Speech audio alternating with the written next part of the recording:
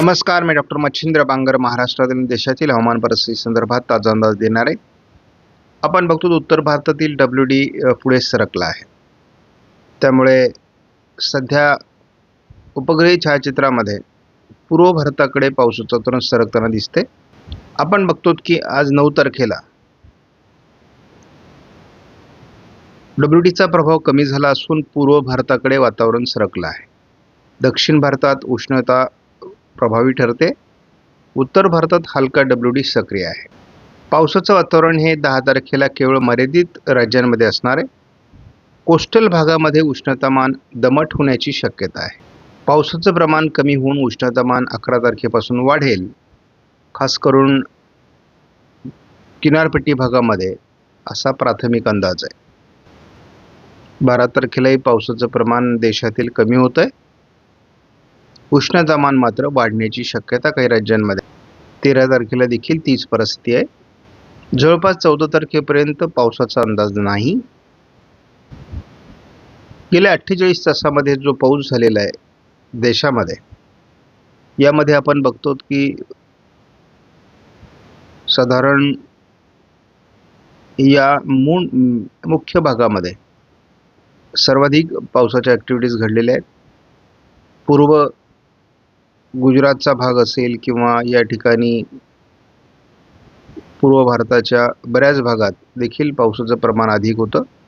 महाराष्ट्रात कुठेही पावसाची नोंद झालेली नाही. दक्षिण भारतातही पाऊस उघडलेला होता. आपण गेल्या आठवड्यामध्ये महाराष्ट्रामध्ये जो पाऊस झालेला आहे, यामध्ये अगदी सिंधुदुर्ग, कोल्हापूर, सातारा, पुणे, अहिल्यानगर, नाशिक, धुळे, नंदुरबार, जळगाव, छत्रपती संभाजीनगर, बुलढाणा, जालना, बीड, परभणी, लातूर, नांदेड, हिंगोली, यवतमाळ, वर्धा आणि नागपूर या जिल्ह्यांमध्ये गेल्या आठवड्यामध्ये सरासरीपेक्षा अधिक पाऊस झालेला होता. त्याखालोखाल भंडारा आणि चंद्रपूरमध्ये देखील पावसाची नोंद आहे. गडचिरोली आणि गोंदियामध्ये देखील पावसाची हलकीशी नोंद आहे. सोलापूर, सांगलीमध्ये हलकासा प्रभाव आपल्याला बघायला मिळाला. मात्र धाराशिवमध्ये आणि त्यापाठोपाठ कोकण किनारपट्टीचे बहुतांश जिल्हे आणि वाशिम, अकोला, अमरावतीमध्ये पावसाची नोंद झालेली नव्हती. आपण जर सीजनल मॅप बघितला, साधारण संपूर्ण मान्सून पूर्व भागाचा म्हणजे 1 मार्चपासून तर 8 एप्रिलपर्यंत, तर मात्र आपल्याला स्पष्ट दिसतं की नाशिकसह धुळे, जळगाव, छत्रपती संभाजीनगर, जालना, हिंगोली, पुणे जिल्ह्यामध्ये या मान्सूनपूर्व पावसाची सरासरी ओलांडली आहे. थोडा सातारा जिल्ह्यातही पावसाचं प्रमाण अधिक राहिलं आहे. मात्र आपण कोकणमध्ये, खास करून उत्तर कोकणात पावसाचा प्रभाव जाणवलेला नाही. त्याचबरोबर आपण भंडारा, गोंदिया, गडचिरोली, रत्नागिरी, सिंधुदुर्ग, अमरावती, अकोला, वाशिममध्ये आणि अगदी धाराशिवमध्ये देखील मान्सूनपूर्व पावसाचा प्रभाव कमी राहिलेला आहे. त्यापाठोपाठ अहिल्यानगर, बीड आणि यवतमाळमध्ये पावसाचा प्रभाव कमी दाखवण्यात आला आहे. बाकी नंदुरबार असेल किंवा बुलढाणा, परभणी, लातूर, नांदेड, सोलापूर, सांगली, कोल्हापूर, नागपूर, वर्धा आणि चंद्रपूरमध्ये मात्र पावसाची नोंद झाली, परंतु सामान्य पावसाची नोंद आहे. साधारण असं दिसतंय की मान्सूनसाठी अनुकूल वातावरण हे 13 मे ते 20 मेच्या दरम्यान दोन्ही समुद्रात तयार होऊ लागेल, असा एक प्राथमिक अंदाज. आपण जेव्हा GFS मॉडेलचा अंदाज बघतो तेव्हा उत्तर भारत, पूर्व भारतात आज पावसाचा अंदाज व्यक्त करण्यात आला आहे.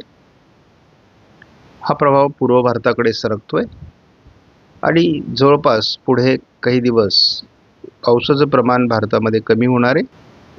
सध्या हवेचा वेग अधिक असल्यामुळे उष्णतामान कमी झालेलं आहे. शिवाय गेल्या आठवड्यात पाऊसमानही अधिक होतं. गारपीट बऱ्याच भागात झाली होती, त्यामुळे अजून उष्णतामान वाढलेलं नाही. परंतु साधारण 11 तारखेपासून महाराष्ट्रात उष्णतामान वाढायला सुरुवात होईल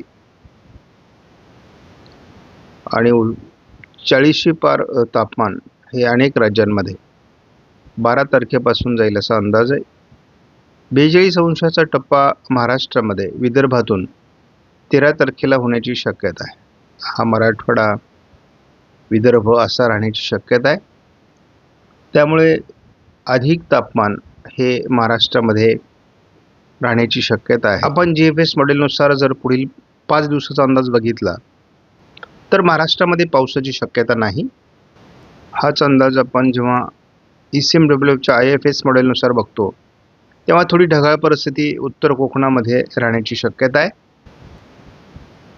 आयकॉन मॉडेलने थोडीफार ढगाळ परिस्थिती कोल्हापूर, सातारा, उत्तर कोकण राहण्याचा अंदाज या 5 दिवसामध्ये व्यक्त केला आहे. त्यामुळे येत्या 5 दिवसामध्ये महाराष्ट्रामध्ये कुठेही पावसाची नोंद होणार नाही हे स्पष्ट आहे. सध्या महाराष्ट्रामध्ये पश्चिमी वाऱ्यांचा प्रभाव थोडा जाणवतोय, त्यामुळे वाऱ्यांचा वेग महाराष्ट्रामध्ये वाढलेला आहे. परंतु साधारण 12 तारखेपासून किंवा 11 तारखेपासून उष्णतामान वाढेल तसा वाऱ्यांचा वेग कमी झाल्याचं आपल्याला बघायला मिळेल. सध्या आपण ECMWF मॉडेलनुसार बघतो, नाशिक पश्चिमसह अगदी धुळे पश्चिम, ठाणे जिल्ह्याच्या घाटमाथ्यावर थोडं ढगाळ वातावरण, एका दुसऱ्या ठिकाणी शिडकावा मुंबईच्या आजूबाजूने आज दाखवण्यात आलेला आहे. आज दुपारनंतर मात्र कुठेही वातावरण नाही. उद्या देखील वातावरण नाही आहे. म्हणजे अगदी आपण पुढे 5 दिवस जरी अंदाज बघितला 14 तारखेपर्यंत तर आपल्याला कुठेही विशेष ढगाळ वातावरण दिसत नाही. 14 तारखेला थोडं ढगाळ वातावरण कोकण किनारपट्टीला सकाळी असण्याची शक्यता आहे. मात्र 14 तारखेपर्यंत आपल्याला कुठेही पावसाची शक्यता ECMWF मॉडेलने व्यक्त केलेली नाही. आज आपण जेव्हा GFS मॉडेलने अंदाज बघतो तेव्हा GFSने देखील आज किंवा पुढे 5 दिवस आपण जरी धावता अंदाज बघितला तरी विशेष वातावरण महाराष्ट्रामध्ये कुठेही तयार होईल अशा प्रकारचा अंदाज देण्यात आलेला नाही 14 तारखेपर्यंत. आज सकाळी कोकण किनारपट्टीला काही प्रमाणात ढगाळ परिस्थिती असण्याची शक्यता आहे. जवळपास 1012 हेक्टोपास्कलचा हवेचा दाब आहे. थोडं गडचिरोलीच्या दक्षिण भागामध्ये थोडी पावसाची शक्यता आहे. मात्र आपण दिवसभरात बघितलं तर थोडं उत्तर महाराष्ट्र किंवा घाटमाथ्यावर ढगाळ परिस्थिती राहील आयकॉन मॉडेलनुसार.